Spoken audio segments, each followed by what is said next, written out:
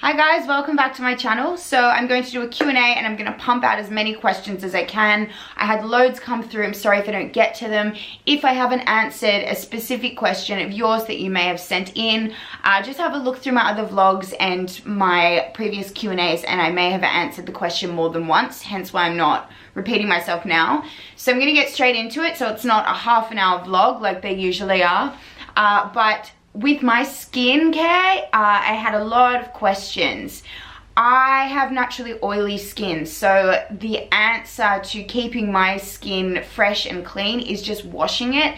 So morning and evening in a hot shower, I'll just use a face wash. At the moment I'm using Kiehls, and I use this Kiehls moisturizer as well, and it's really good because it's not too thick, it's quite thin, so it's good to put on if I'm having a shower before working out. My skin won't clog. Also, increasing the omegas in your diet, so increasing the healthy fats will absolutely reduce inflammation of your skin because they are anti-inflammatory agents. So if you're looking for foods and things like that to help aid with hormonal acne, just type into Google which foods are rich in omegas and anti-inflammatory agents and you should get a long list. I've had like quite a few people message me saying that the ketogenic diet has absolutely cleared up their hormonal acne, so I'm hoping this is you. I'm not so into makeup and skincare and things like that, so I wish I could give you a better explanation, but I hope that helps in some way. That's just what I do. Second question, calculating net carbs. So your total carbs minus your fiber for the day.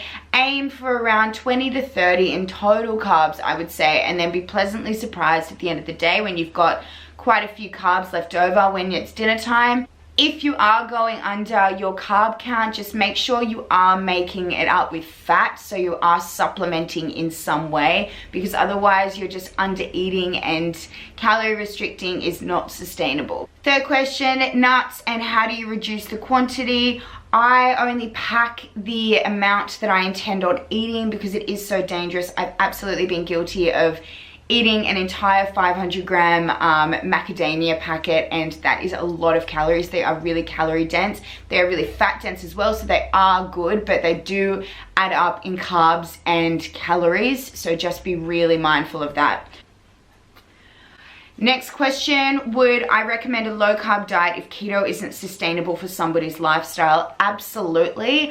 However, I find that the ketogenic diet over the low carb diet, and this will surprise you, is much more sustainable. Only because it's black or white with ketosis. You're either in or you're not. You're aiming for that positive result on the urine strip or however you're testing. So the thing with low carb, and I was chatting to a friend about this the other day, she kind of always aimed for low carb, but she would be out for dinner and she would kind of eat whatever she wanted and it would be a treat, but she constantly was treating herself. So really she was on a good diet with a shit mentality, so she was treating herself too often, and it does add up. So how many times have you been out and you're like, I'm gonna eat this bit of pizza and I'll start from fresh tomorrow? This will just continue to happen. So ketosis is really good because you've worked really hard to get that positive on the strip and you want to stay there, you want to get the benefits, you want to reap all of the benefits of the diet. You're not as likely to like cheat yourself, and I don't really like to say the word cheat when I'm talking about this diet because I'm never cheating myself. And yeah, a treat isn't really a treat. It's just, for me, it's whatever I feel like. I listen to my body.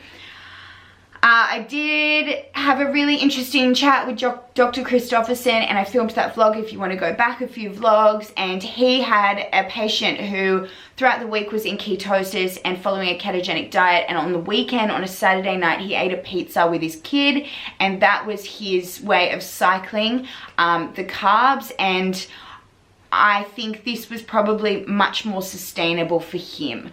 But yes, I would recommend a low carb diet if somebody weren't willing to go the extra mile to do full ketogenic diet, because it means that you are kind of cutting back on those things that are making you feel really shit. Just as make sure you are mindful that you do need fat as well.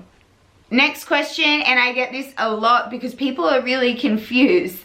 My drinking and how much do I drink and how often. They see me posting my stories or photos of me enjoying red wine.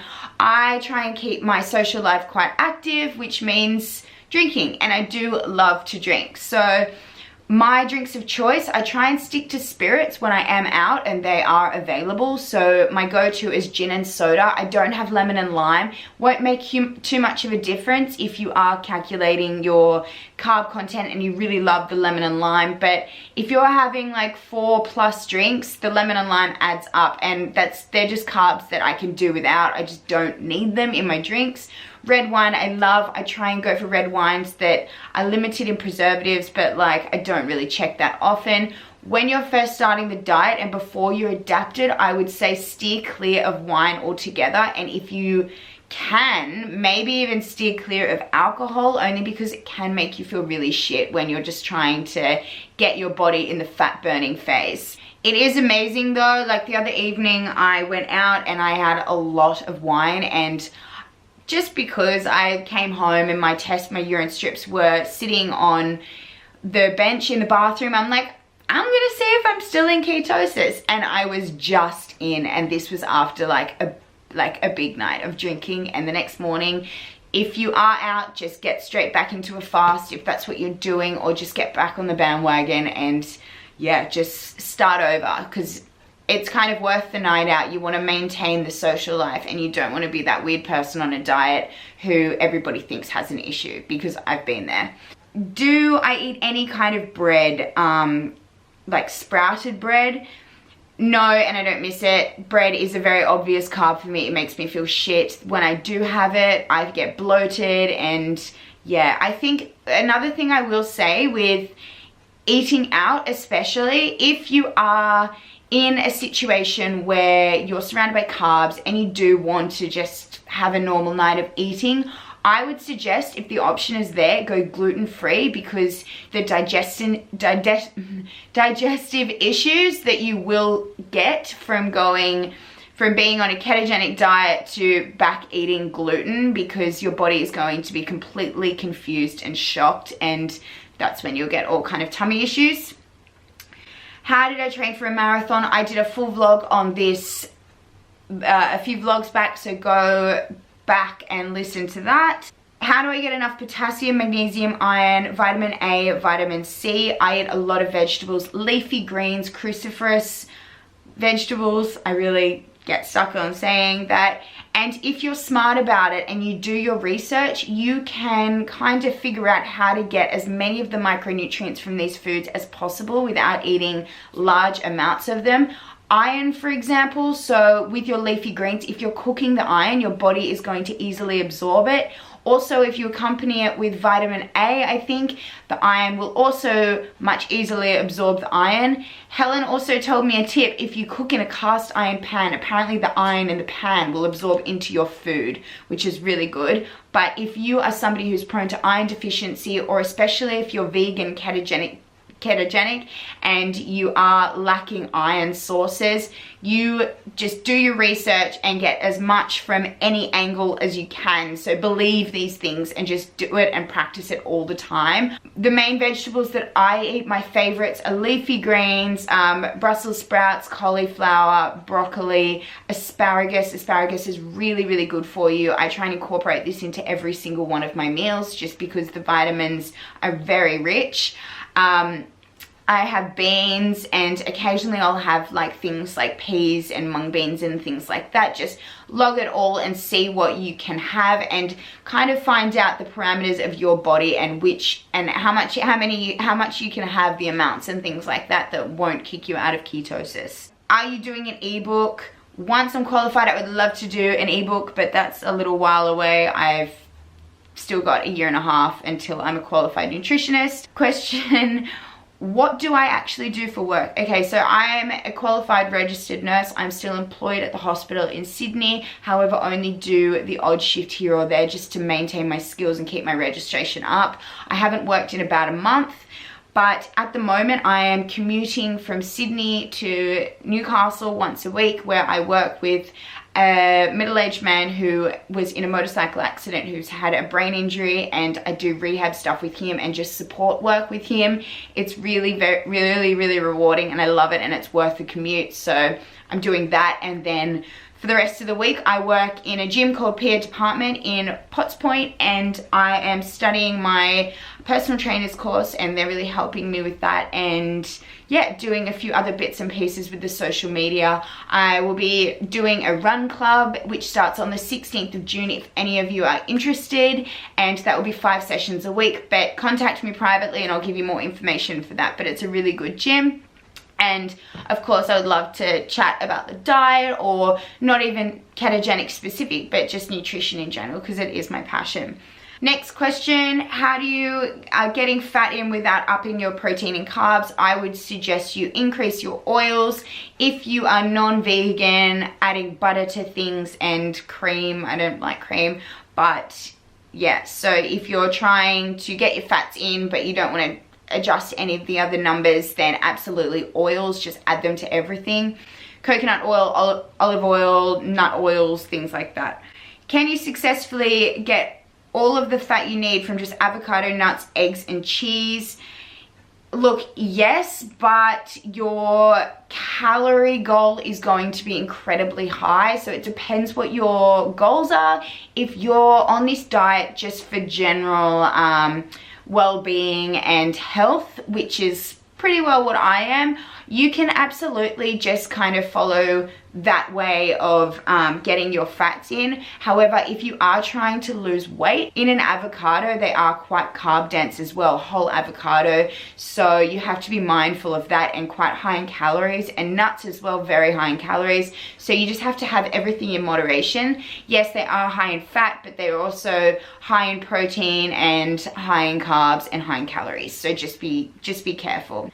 Are digestive issues common? Yes, so it can go one way or the other. Some people start the diet and they've got horrible diarrhea because the MCT oils and the oils and just the complete diet change is a bit of a shock to the system. This should settle once you're adapted.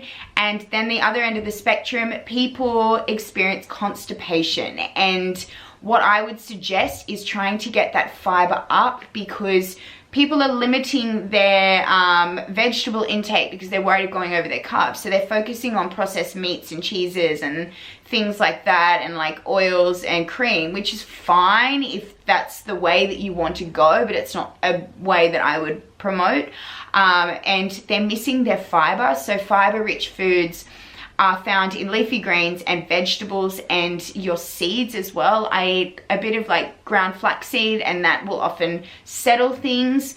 But my issues with constipation initially were kind of more mental than physical. I felt fine in the stomach, and my bloating instantly went. That was probably the first benefit I got from the diet. But in my head, my stool, the volume of my stool wasn't satisfying, wasn't sufficient. So I was like, oh my gosh, like what's going on? But your body is making the transition, and you just need to let things settle. So once you're adapted, things should become normal and yeah, a little more regular. Did I initially lose weight on animal keto? Yes, I was eating animal products. I will confess that I did the diet incorrectly when I first started and was eating a lot of processed stuff. However, the weight did fall off. So that is your decision, but it's not a way I would, you know, point people in the direction of. I would try and get all of your fats from whole foods if you can, unprocessed food. And I understand oils are processed, but you kind of need those fats. And if you're eating the right oils, consuming the right oils like coconut oil and olive oil, they're really good for you, and they have a whole lot of health benefits.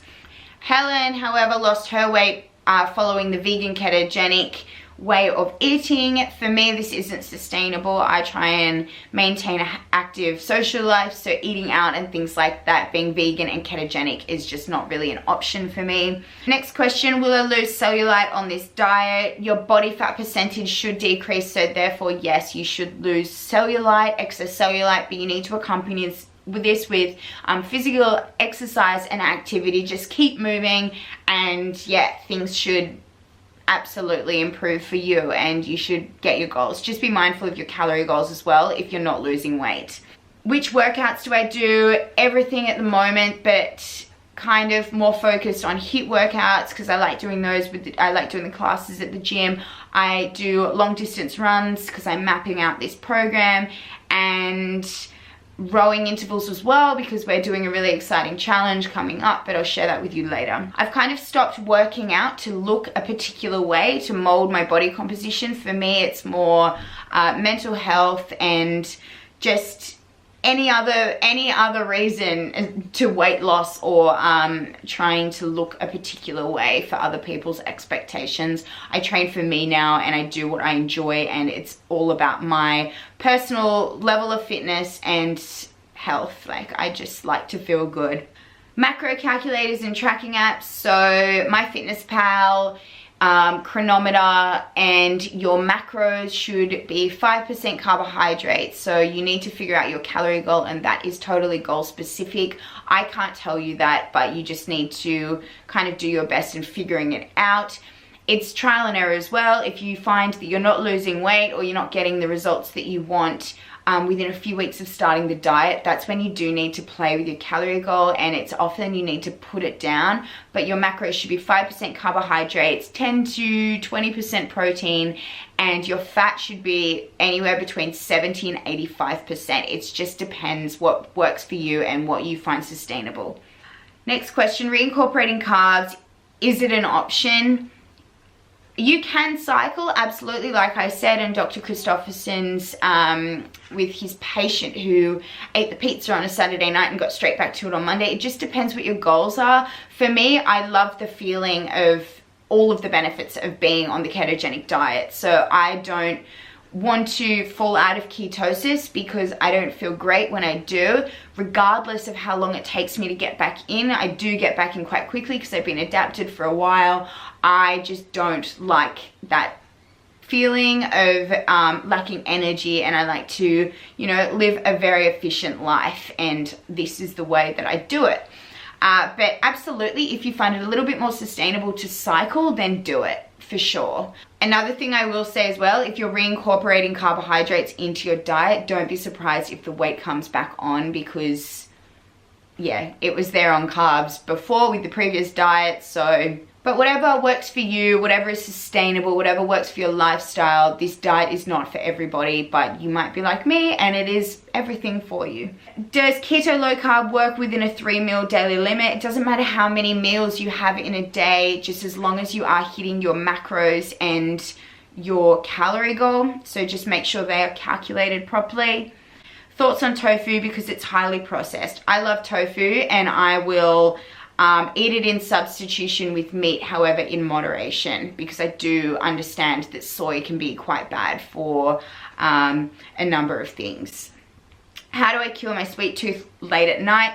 You need to replace whatever you're having after dinner or whenever during the day with fat. So make some fat bombs. They're really good, and they're still kind of sweet. So a couple of tablespoons of coconut oil, some nut butter mixed in there, and maybe a bit of cacao if you're making the transition. But now I'm just happy with coconut oil and a bit of Himalayan salt, and that is really good for me. But this should kill any sugar craving. Just replace it with fat.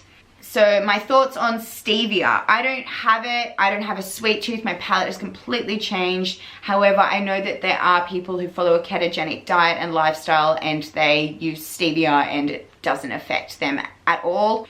Do I fast when I'm training for long runs? No, I don't. Probably the longest run I'll go for on a fast will only be like 10 to 15 kilometers. Before that, I will always fuel, but with fat. Tips on staying keto while socializing. How do you manage daily events or when people want to feed you? How do you navigate social situations when there is pressure to eat unhealthy food? I'm going to do a full vlog on this topic because it's something that really, really rattled me when I first started, and yeah, I think that a lot of people will go through this. It's kind of figuring out a balance and finding a healthy lifestyle, being on a diet that is restrictive like this, and then eventually not seeing it as a punishment or saying I can't have this, I can't do that, but more of a choice. Like, I don't want to do that because it makes me feel like that. So I'll do a separate vlog on that for you guys. Did I talk to a doctor before starting keto? No, I didn't. I kind of just went straight into it. But then the minute I got home from Italy, I went and had a blood test and things were fine. And then another follow-up blood test and my meeting with Dr. Christopherson 6 months later. And things were fine. It was just for more reassurance, and I just really wanted to film my thing with Dr. Christopherson. So it was a perfect excuse to do that. Waking up feeling crappy, dry mouth and dizzy when consuming loads of salt and water. What is wrong with me? So micronutrients, you need them. So you need to eat a lot of vegetables, and you just need to do your own research to find out how you can get maximum amount of micronutrients without going over your macros.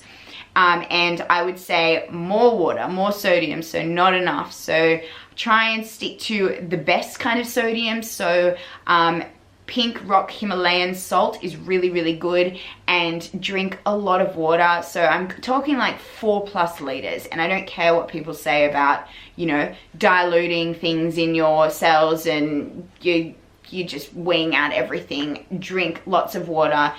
Increase your sodium intake and make sure you are focusing on micronutrients from vegetables. Do I meditate? No, I don't meditate, but I absolutely back it 100%. I would recommend it to anybody. I understand the benefits of meditating. I think it's a wonderful thing to do.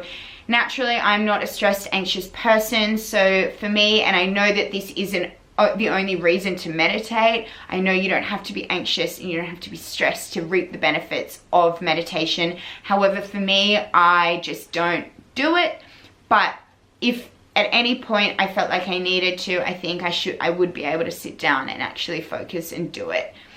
But I'm all for it. My family all meditate and they all love it, and I've got loads of friends as well who love it as well. Supplements, so magnesium and potassium and iron and things like that. The only supplement that I will have is a magnesium tablet before bed, and it's really good for muscle spasms and muscle issues, and because I train a lot as well, it helps with the recovery overnight and really good for sleep as well. But that is the only supplement I will have. However, if you are lacking in something and you're not getting it from your food, absolutely buy some tablets and do research into how you can supplement.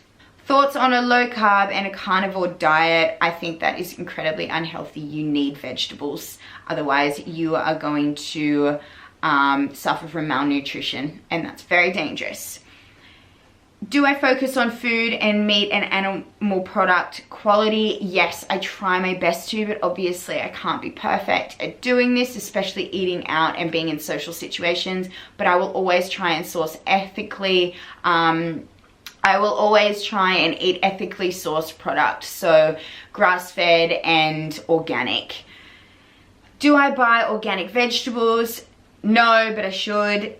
How's Hell? She is so well. She's looking really good. She's still following the diet. What she has done though is she has incorporated a tiny bit of meat and animal product into her diet just so she can socialize and eat out. And I will talk about this when I talk about my adjustment to socializing on this diet and living this lifestyle. But she's doing really well. I have not vlogged her because this isn't her thing, but maybe she'll step back in one day. If you've been on the diet for 6 weeks, for example, will you gain the weight back? I'm gonna say yes. Do I get bored of eating the same food? No, I eat almost the same food every day. It's the food I like, it's the food that makes me feel good, and it's the food that fuels me for the day, and I live a very efficient life. So I try and stick to the same kind of foods a day, and I'm sorry that what I eat in a day videos are boring and I keep making that smoothie, but I'm very honest in my videos and I have that every day. So I'm gonna show you that I made it that day. I'm not going to make something that I wouldn't eat just for a video because A, it's a waste of food, and B, it's misleading. How did I deal with negative people when initially starting this diet? So I had a bit of a hard time, and again, I'll talk about this in my socializing vlog.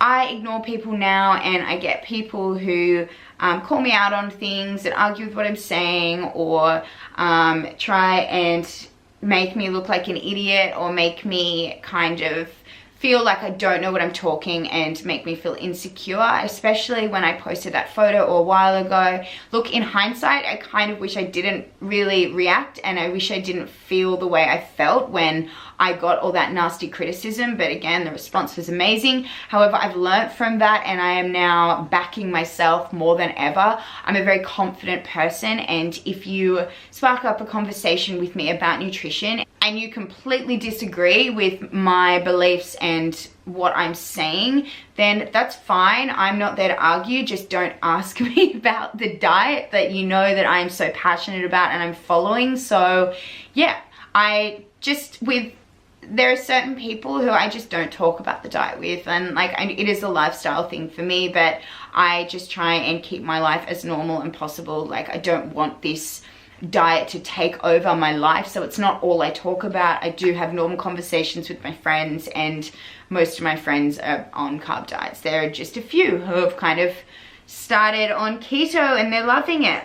But yeah, my friends actually do take the piss out of me, and yeah, I don't care. It's funny. Like this, they see that it's working for me. They see that I'm passionate about it, and they see that I actually am going somewhere with all of this stuff. Like, I am motivating people and I'm reaching people, and it's not in an unhealthy way. Like a lot of people are assuming. They're assuming that I have issues of myself, and I'm putting these issues upon other people, and it is quite a dangerous game to play when people have a history of restrictive eating.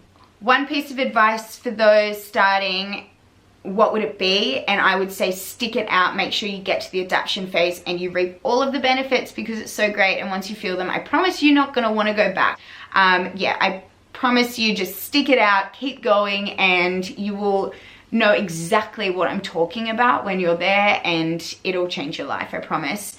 One more question: how do I get enough fiber? So veggies and seeds, so flax seeds, grind them though because they're easily to digest, but just do your own research, and yeah, you should be able to kind of figure it out, but yeah, you should be able to figure it out. You'll get to know your body much more. So listen to your body and you'll know which foods are going to make you feel good and bad. Drink lots of water if you're having issues with digestion as well.